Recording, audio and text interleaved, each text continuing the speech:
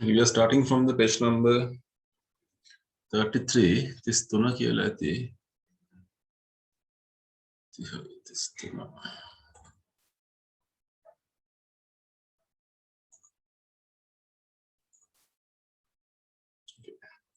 Page number 33, the left hand side, වම් අත පැත්ත. බලමු මොකක්ද තියෙන්නේ කියලා. So we are having two descriptions. Description එකක් කියන්නේ විස්තර කිරීම දෙකක් අපිට තියෙනවා. බලමු මොකද්ද කියන්නේ කියලා. On the left hand side picture we can see a countryside. ගම්මානයක් පේන්නේ. There are big trees, some paddy fields, mountains, some children are walking under the trees, maybe playing. Okay. So scene of a countryside, very calm surrounding is there. No vehicles can be seen. But on the right hand side the picture is a town area or a city area with many buildings, many vehicles, many people. And something happening on the road. Vehicles are moving, people are very busy in their work. Okay. So it should be very noisy, not calm. Okay. Even a single plant cannot be seen. Totally artificial.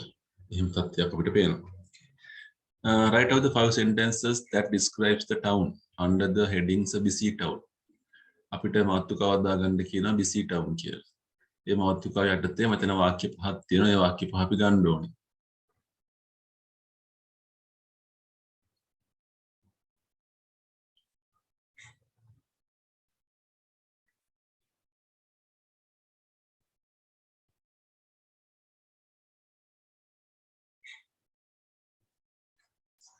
Then we are having a topic called a quiet country.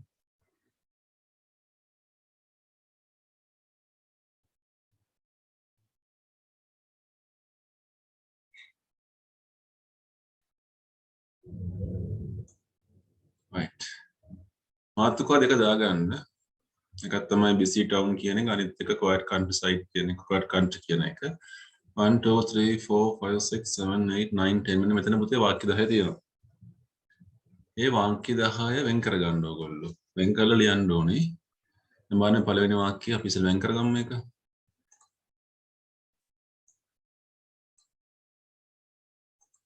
We went walking in the country. Make a countryside නේද?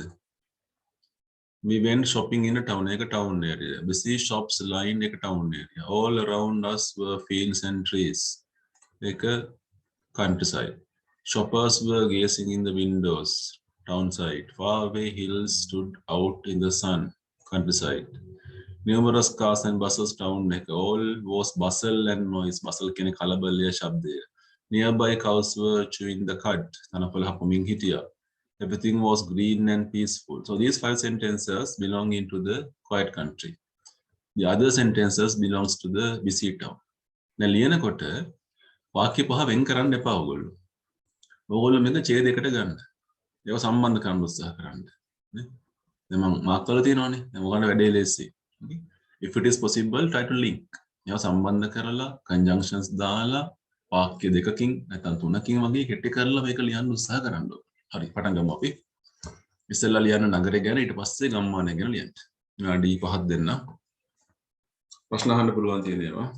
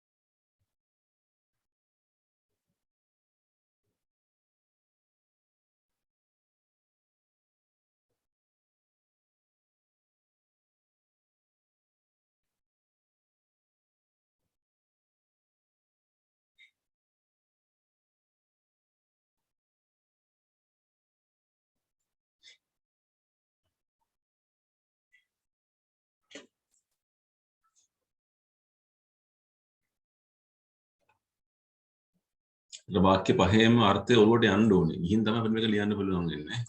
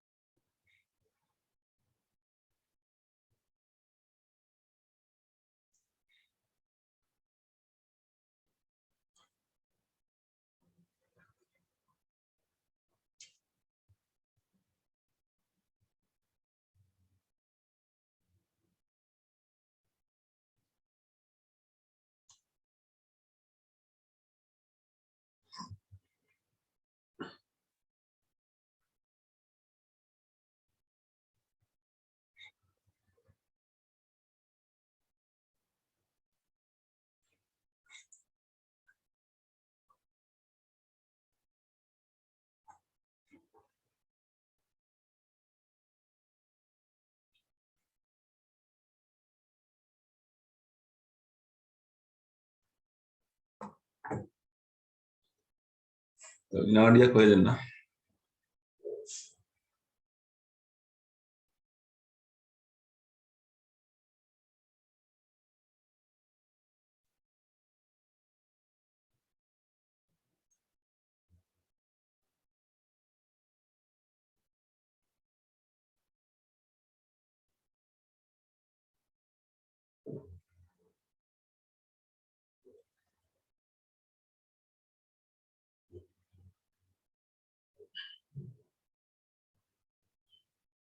ත්‍රිභාගයට ඕලවලට මෙහෙමයක් ආවොත් එහෙම ඔය තියෙන පිළිවෙලටම ගන්න අවශ්‍යතාවයක් නැහැ අපිට. එහෙම මම කිව්වා වගේ ලින්ක් කරලා ලියන්න කිව්වොත් එහෙම we went walking in the country where everything was clean and peaceful.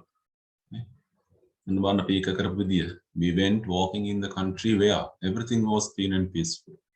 A country ගැන කියනවා ඒ country ගැන කියන්න අපි where කියන conjunction එක පාවිච්චි කරලා අතෙන්ට කතා කරනවා නේ.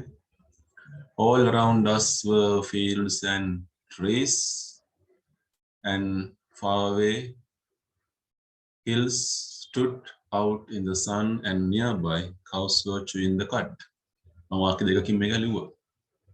That is what you call connecting, linking.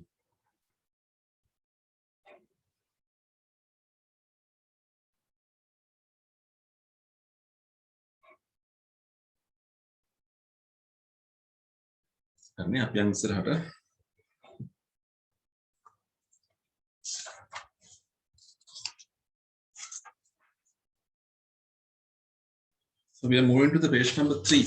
We are on third page. We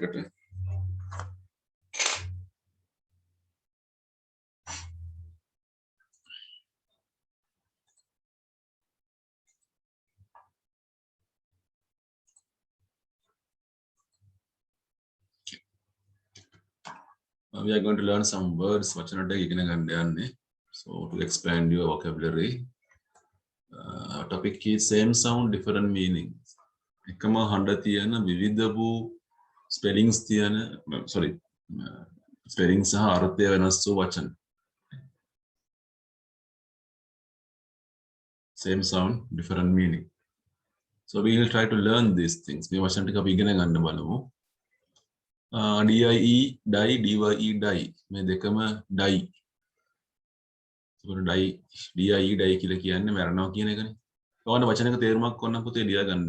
You can write the meanings of words if you want in your books. So institute.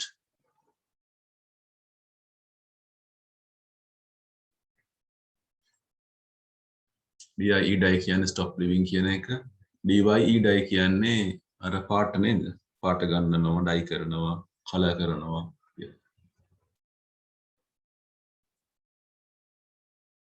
FOUR4 කියන්නේ හතරක් කියන එක. FORE4 කියලා කියන්නේ ඉදිරිය.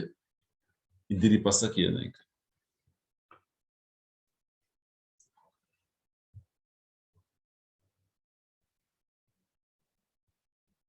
pray, PRAY pray, දෙවියන්ට යාඥා කරනවානේ. pray එතකොට.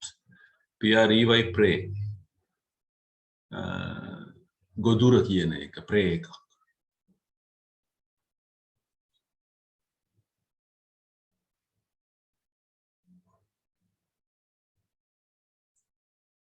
දඩයම එම ගන්නත් පුළුවන්. රේන් තුනක් තියෙනවා. RAIN රේන් කියන්නේ වැස්ස කියන එකනේ. REIGN රේන් කියන්නේ පාලනය කියන එක. reign of a king. රජෙකුගේ පාලනය. REIN රේන් කියලා එක්කුත් තියෙනවා. ඒ කියන්නේ අස්වැක් පාලනය කරන්න දාන නහස් ලණුව නැත්නම් බෙල්ට් එක පටියට අපි කියන රේන් කියලා.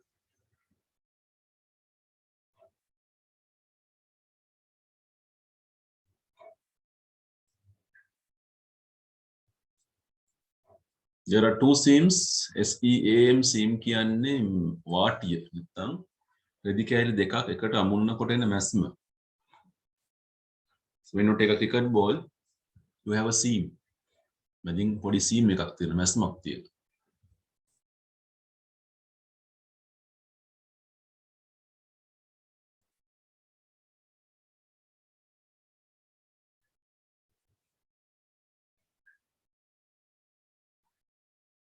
SEEM seam කියලා කියන්නේ පෙනෙන විදියට කියන එක.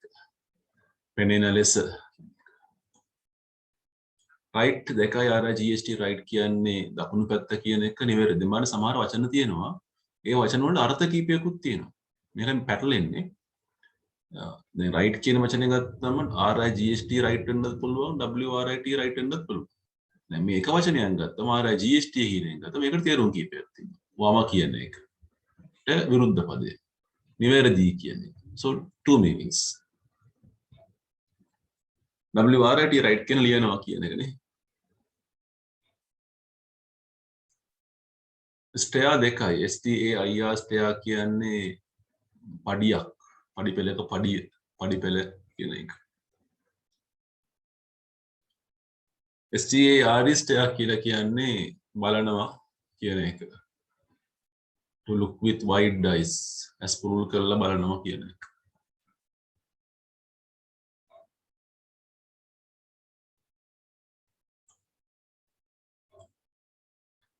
STEAL steel කියලා කියන්නේ හොරකම් කරනවා. STWEL steel කියලා කියන්නේ යකඩ කියනවනේ.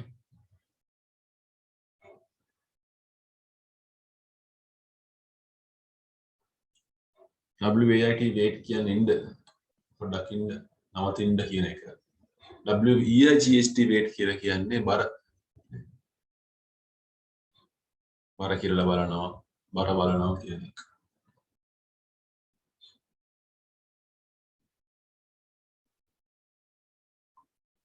WAIST waste කියන්නේ ඉන කියන එක. WASTE waste කියලා කියන්නේ නාස්ති කරනවානේ. poor use එක. අපතේ යවනවා නාස්ති කරනවා කියන එක.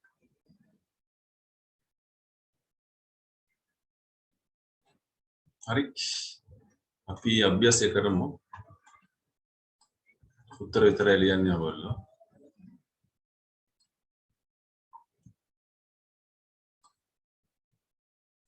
එක වාක්‍යයට වචන දෙකක් තියෙනවා. For each sentence you have two blanks and two words. So මේක සෙට් එකකින් ඉන්නේ. A horse has legs. Two hind legs and two legs. මේ හිස්තැන් දෙක පුරවන්න. ටක් කරලා කරමු. ප්‍රශ්න අහන්න පුළුවන් තියෙනවා.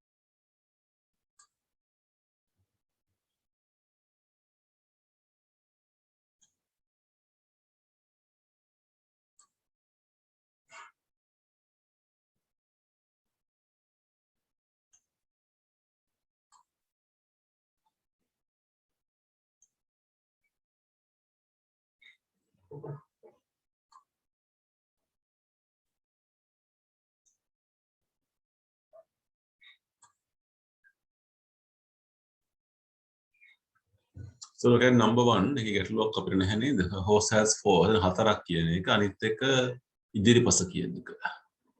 2 3 4 5 එක උත්තරයනේ. 6 ආයි කේස් එකක් තියෙනවා. You will waste. නාස්ති කරනවා කියන එක.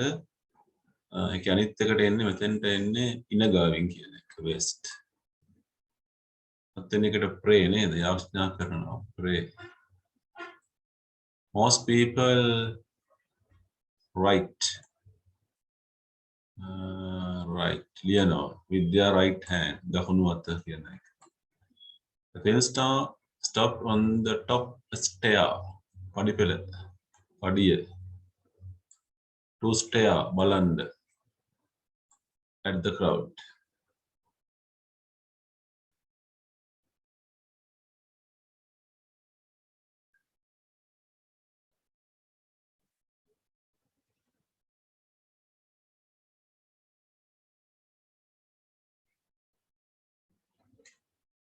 ලකුණු දානවා ලකුණු දාගමු. Makanameka. Right. So look at part B. Make a මෙතරම් කල ඉගෙන ගත්තේවට අදාළ දෙයක්. Write the words which are pronounced like those. මේ වගේ මේ වචනෙට සමාන pronounce එකක් තියෙන spelling වෙනස් වචනයක් ලියන්න. තේරුම වෙනස් වචනයක් ලියන්න. මම උදාහරණයක් කියන්න ගන්න. cell කියනකොට SELL cell එකක් තියෙනවා. CELL cell එකක් තියෙනවා. hall කියනකොට HALL එකක් තියෙනවා. HOLE එකක් තියෙනවා. HAULE hole කියලා තියෙනවා. ඒ කීපයක් තියෙන පුළුවන්. කරමු. උත්තර විතරයි ලියන්නේ. ප්‍රශ්න ලිය ගන්න ඕනේ නැහැ. ඉස්සරහින් ලියන්න පුළුවන් ඩියුටි තියෙන කට්ටිය නැති කට්ටිය පොතේ ලියන්න.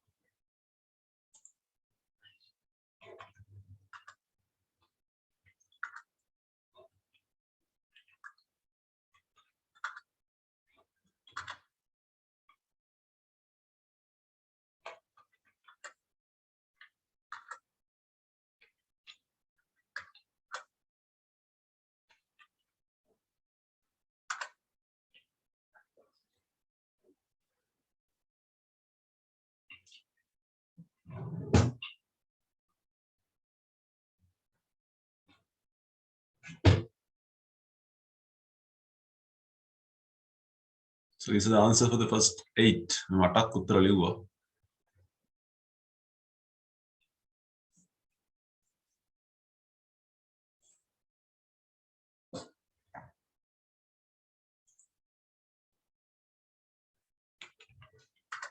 අපි මේ කලින් ඩියුට් එක කරපු වචන මේ ඔක්කොම තියෙන්නේ.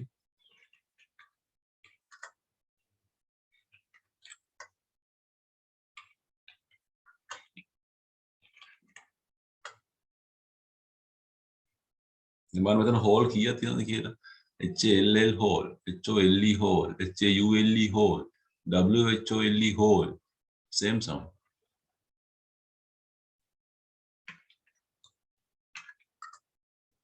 Time, THYME time.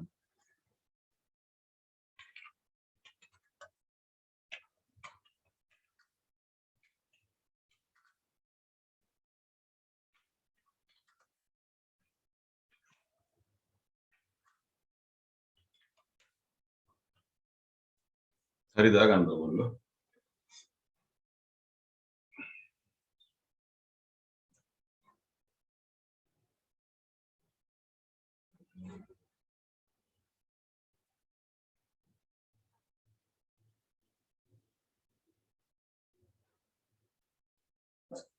So that is all about the page number 3.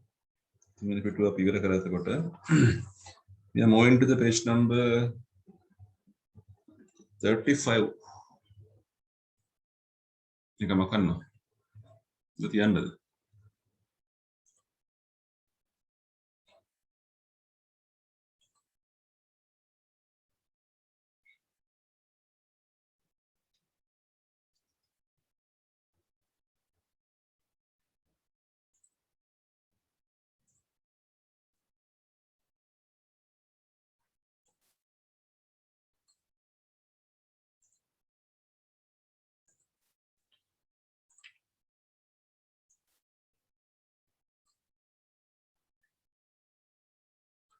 Right.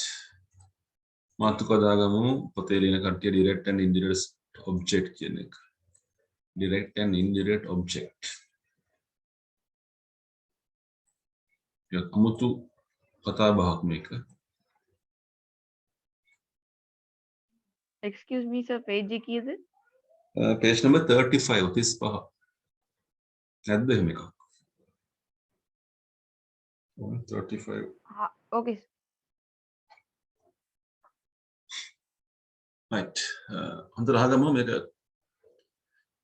පුංචි පැටර්න් එකක් ඒ වුණාට මේක අපි භාවිතා කරන එක පොඩ්ඩක් අඩු කරගෙන තියෙනවා. එහෙනම් අපිට හුරු නැහැ වගේ දැනෙනවා. We have already seen in unit 3 අපි constructing simple sentences කියන ඉගෙනගෙන තියෙනවා මේ කතාවල් object දෙක කතාවල් බලමු මේවා මොකද්ද කියන එක.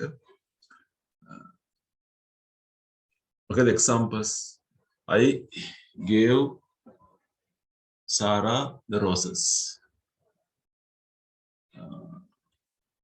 මම රෝස මල් දුන්නා. මේ වාක්‍ය ගත්තම I gave roses. The sentence has 3 parts. මොන වාක්‍ය කොටස් තුනක් තියෙනවා. Subject, verb, object. ඒක ලේසි සබ්ජෙක්ට් එක වැඩේ කරපු කෙනා verb එක කියන්නේ කරපු වැඩේ gave කියන එක. දැන් මේක object එක. මම දුන්නේ මොනවද? රෝස මල් දුන්නා. So this is known as the direct object. මේකට අපි කියනවා ඍජු කර්මය object එක කියලා. දැන් අපිට කියන්න පුළුවන් රෝස මල් දුන්නේ කාටද කියලා. I gave Sarah the roses. දැන් මේ මැදට දානවා අපි තව වචනයක් Sarah කියන එක. ඒක අර ප්‍රධාන ඔබ්ජෙක්ට් එක නෙවෙයි. ඒක අතුරු එකක්. I gave Sarah කිව්වොත් ඒකේ වාක්‍ය තේරුමක් නැහැ. I gave the roses කියවම වාක්‍ය තේරුමක් තියෙනවා. එහෙනම් direct object එක කියන්නේ the roses කියන එක. මම දුන්නේ කාටද? Sarahට. We bought Surya a laptop. We bought a laptop. අපි මිලට ගත්ත laptop එක. ඒ වාක්‍ය සම්පූර්ණ වාක්‍යයක්. අපිට කියන්න බෑනේ we bought Surya කියලා. ඒතර සූර්යව වරගෙන තියෙන්නේ. මෙතන මොකද කියන්නේ? We bought Surya laptop. අපි සූර්යාට පරිගණකයක් අරන් දුන්නා කියන එක. ඒතර සූර්යා කියන එක indirect object එක, laptop එක direct object එක. Then says the indirect object always goes before the direct object. Direct object එකට කලින් තමයි indirect එක තියෙන්නේ. ඒකෙන් තමයි පෙන්වන්නේ මොකද්ද කියන එකනේ.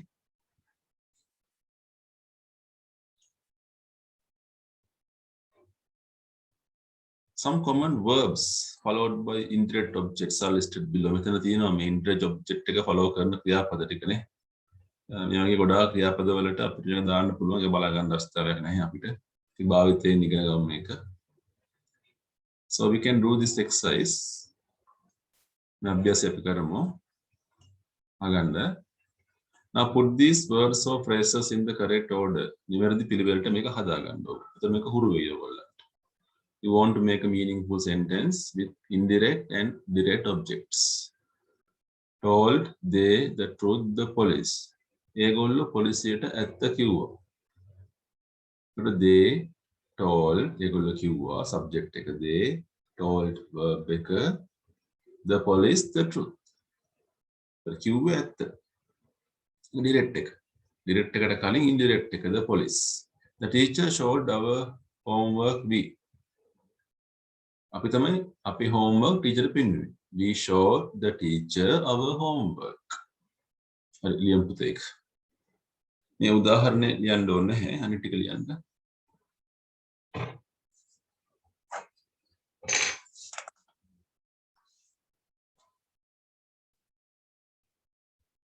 அடுத்து දෙන්නම්.